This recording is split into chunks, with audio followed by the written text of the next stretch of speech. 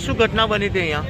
ઘટનામાં એવું છે કે આ બમ્પર જે બનાવેલો છે પ્રશાસને, એ પ્રશાસને બમ્પર પર પટ્ટા જ નહીં પાડ્યા, તો જેથી કોઈને દેખાતા જ નહીં કે બમ્પર છે કે શું છે. અને આગળ જ દારૂનો વેપાર થાય છે.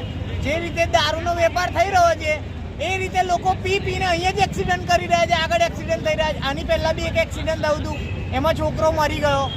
અત્યારે એક્સિડન્ટ થયું, એ છોકરો સિરિયસ છે.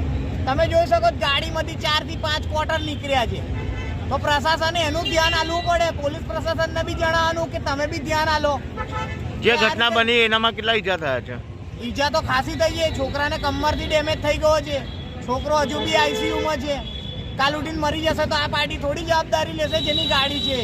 એની ગાડીની હાલત જો જે પ્રમાણે જે એને ગાડી ઠોકી છે, કેટલી સ્પીડે હશે તમે વિચારી શકો છો. જે ઘટનામાં જે ડ્રાઈવર હતો એ નશાની હાલતમાં હતો. ફૂલ ટાઈટ છે પાર્ટી તો, ફૂલ એકદમ ટાઈટ નશામાં હાલતમાં ગાડી ચલાવી રહી હતી. અને પાર્ટીને ઊભું રહેવાના બી હોશ નહોતા. આપનું ગાડીમાંથી કમસે કમ અડધી પેટી જેટલો દારૂ મળેલ છે. આપનો પરિચય? યશ પરમાર, શ્રીહરી ટાઉનશીપ. જે ઘટના બની ક્યાં બની હતી ઘટના? ઘટના શ્રીહરી ટાઉનશીપના ગેટની સામેના બમ્પર પાસે બની. ઓકે. જે બમ્પર પ્રશાસને બનાવ્યો છે એમાં કલર મારવા બી નહીં આવતા, વ્હાઇટ કલરનો.